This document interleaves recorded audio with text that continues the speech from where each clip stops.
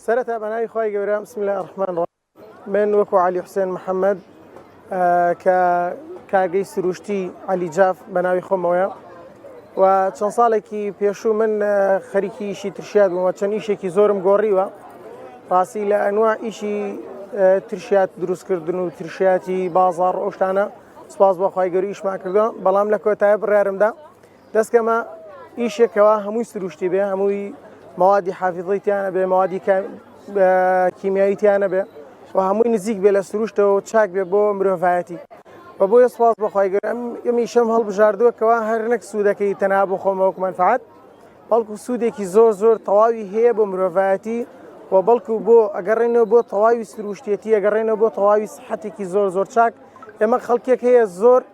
عادەتی و خویەکی زۆر ناشرین ماگرتووە کە لەسەر سفرەکانمانە بەداخەوە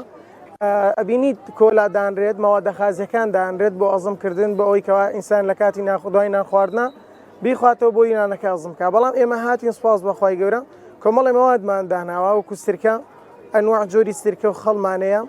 کە لە دوای نان خواردن بەکاری یعنی بێ ئەوەی هیچ مەوادێکی کیمیاوی حافظە لەسەر لەشت کاریگەری هەبێ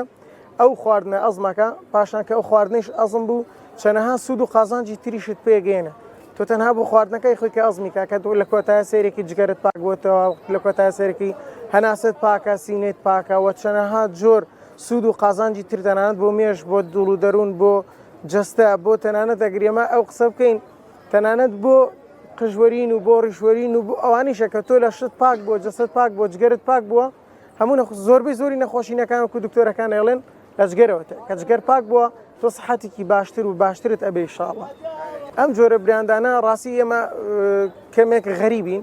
بۆیە خەڵکێکە بینێ کە پاکێجینێکی جوانمان بۆ کردووە واستەکە کە ئەمە مەوادی کیمیاوی حافظەیە بۆ لەبەرەوەی بەداخەوە کەم براندێکمان هەیە کە سروشتی بێ و دیزاینێکی جوان و ڕێک و پێکی هەبێ و لە سەحابوونی هەبێ و براندێک بکە لە ژێر چاودێری حکوومەتا بێ و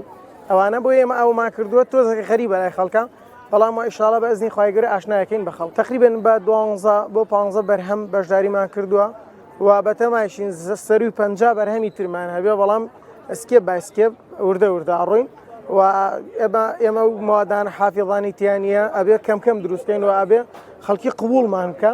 بۆی کە ئێمە زیاتر توانامان هەبێ بەرهەمی سروشتی زیاتر خینە بازاڕە سا من خۆم لە کۆتایە نیەتمەیە دەیان جۆر شەربەت و خواردن و کێکی بێشەکر و بێمەوادی کیمیاوی حافظە بخەمە بازاڕەوە بەڵام سەرەتا ئەبینین سپاس بەخوای گەورە خەڵکی لەگەڵ ئاشنایە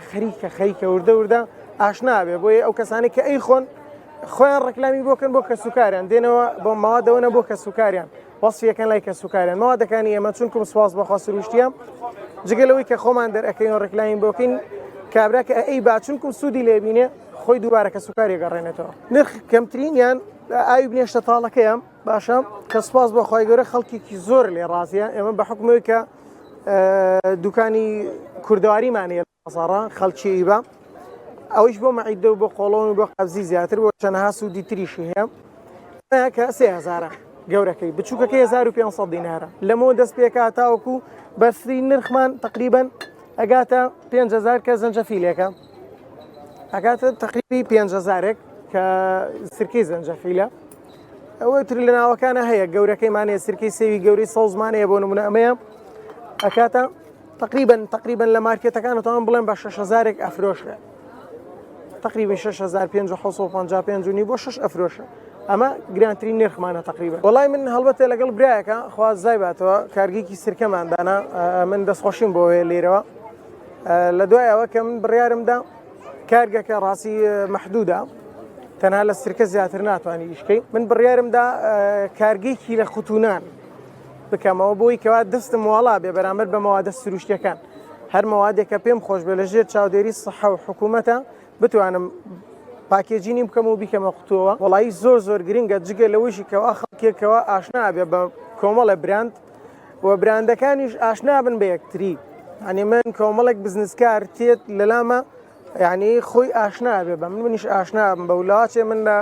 ساڵێک بگەڕم لە سلێمانیە کەسێک نەدۆزمەوە بە ناوی براندێک کەوا ئیشێکی لەگەڵا بکەم مەوادێک بگۆڕینەوە جملەیەک لە بینمانە ڕووبدا بەڵام لە شوێنێکی ئاوا سپاس بخوا خاوەن ئیشەکانیش هەلی کارێکی زۆر تایبەت ئەڕەخسێت وڵی من وتەی کۆتایی خۆم ئەوەیە خی گەرە مفەقماکە بەردەوامی لەسەر ئەم مەوادە سروشتیانە و پێم خۆشە خەڵکێک لە جای مەوادی غازیەکان مەوادی سرکە بەکاربێنێ و بەجددی یعنی ئەتوانم بڵێم پێغەمبەرگیان صلی الله عليه وسلم بەخشترینێک لە ناو وتەکانمە کەوتم بێ و هەندرم بێ بەوەی ئەمە بکەم کە ئەفەرمێ پێغەمبەری خوا صلی الله عليه وسلم باشترین پێخۆر سرکەیە بۆیە ئەو قسەیە ئێستا عولەما ئەتوانن بڵێن کتێبێک لەسەر سرکە و سوودەکانی سرکە بنووسرێ شتەکانە حەقی نادەن